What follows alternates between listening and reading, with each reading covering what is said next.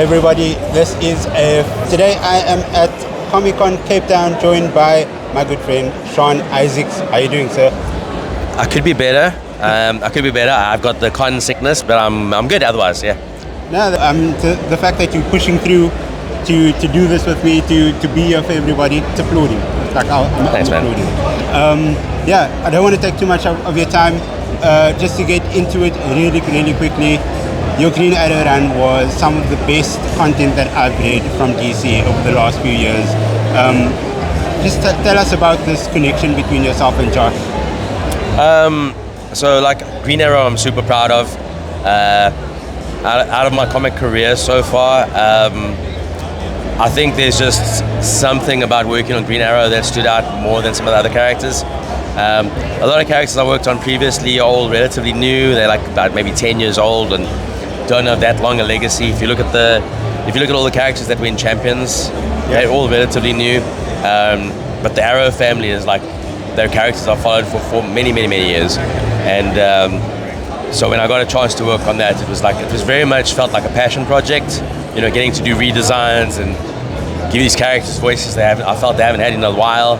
And what I think brought that out even more was the fact that Josh and myself have very similar visions and similar tastes, and like whenever we're on a call, we'll have like a chat, and you know, I'll reference a very specific issue and he knows what I'm talking about and he's read it, and he'll reference something, and I think that we play off each other really well, and I think that shows in the work that we did. Yeah, no, and I mean, like the work that you did, your art in all of those books, the colors always just like shot out, the line work was amazing. Just going on to that final issue, the annual of 2024 last year, there was one of those panels where it showed the Green Arrow suits throughout the years. I know you're a huge Green Arrow fan.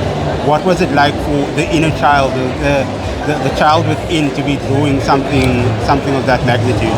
I think that's also something that I can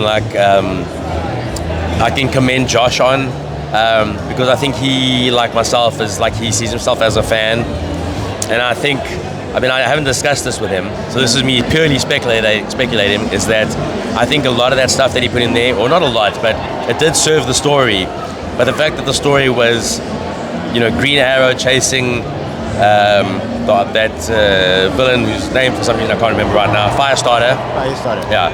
Chasing him through the decades and getting to show each costume through the decades was like a real fan moment for me, because then I got to literally draw one of every Green Arrow costume for a page.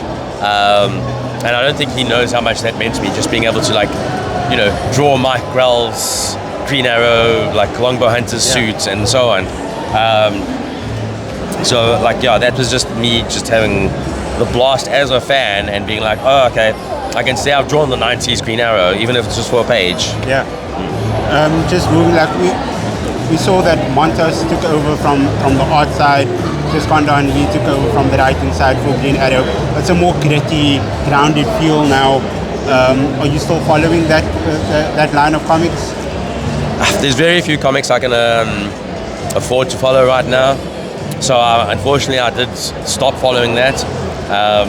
I'm sure it's awesome, but also I think what makes our stand out more is that Green Arrow has always been like the noir, grounded type of character for many stories. Yeah. And I think what made ours stand out is the fact that we treated him more like a superhero.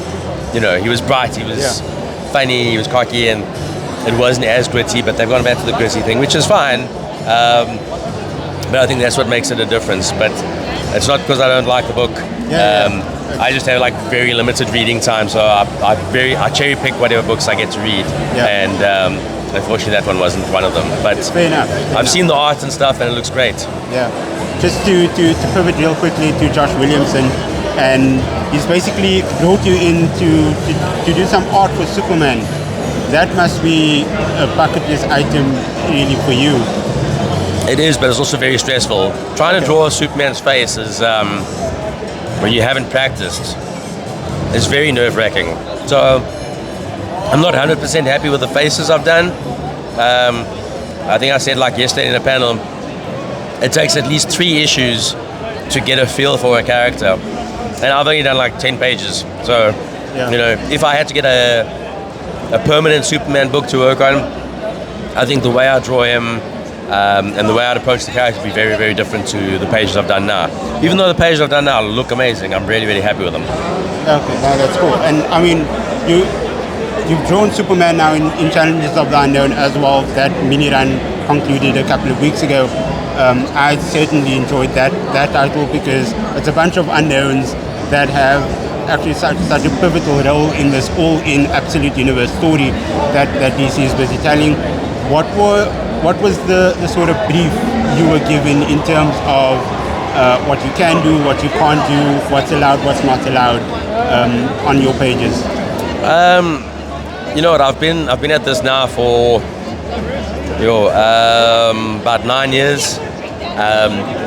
So they don't really tell me what I can and can't do. I think that they realize that my first priority is telling a very clear and concise story. And so they try, whenever I do make changes, I usually run it through them like briefly. I'll put it into like a rough. But even if I do stuff, like they never ask me to change anything. Thankfully, the teams that I work with, writer and editor, trust my judgment. So even if there is something big that I want to change, I run it by them, and like almost 99.9% of the time, I never get told no. They're like, okay, cool. Okay, that's cool. It's cool that they give you that sort of creative license. Yeah. It seems like you sort of set up shop over at DC now. Well, I mean, Josh wants me to stay there with him, so I'm not going to say no.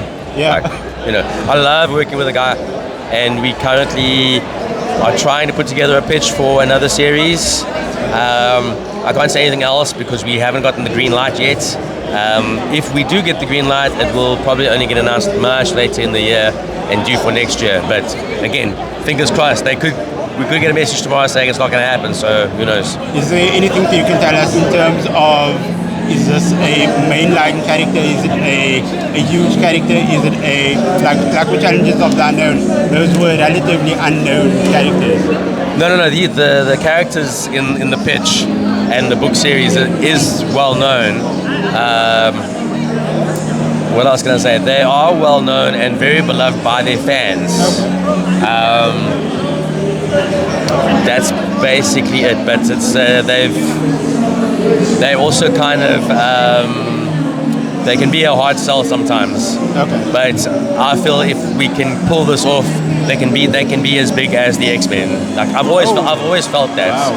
I've always felt that these guys could be DC's X-Men if done right. Okay, that's interesting. Good to know.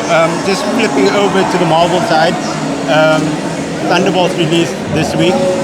I know that you've done some art in the past for Thunderbolts.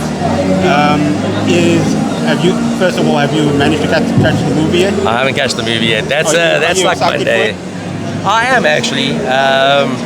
It looks like it seems like very old school Marvel movies, which I like. You know, kind of going back to the roots and stuff. My very first gig at Marvel was the Thunderbolts book. Yeah. Was there a specific character out of that team that you enjoyed drawing more than others? So the funny thing is, when I got the Thunderbolts gig, when I was the team that was considered that was the Thunderbolts back in those two issues, the character I wanted to draw the most was Bucky, and he showed up like right at the end. Yeah. So I didn't really get to draw him much, and then later on when I drew Thunderbolts, I got to draw Hawkeye a lot. Okay. And so that was a highlight. But I also have a soft spot for the OG Thunderbolts and Citizen V and those guys. I'm kind of sad that they didn't go with that in the movie. Yeah, fair enough. Anything else coming from you in the near future that you can maybe tease us with? I got nothing for you. Look out for my Superman issues. Issue Superman 26 and 27. Cool. But other than that, I got nothing else going on. I'm still waiting. I've been doing some world building and character designs for this pitch that we're trying to do. Okay, and yeah, I guess every DC fan will probably be looking forward to that one. But thank you so much, Sean, for your time. Anytime, buddy. I know that you're not feeling that great, so I won't take any more of your time. But yeah, this has been AF, and I'll see you guys again.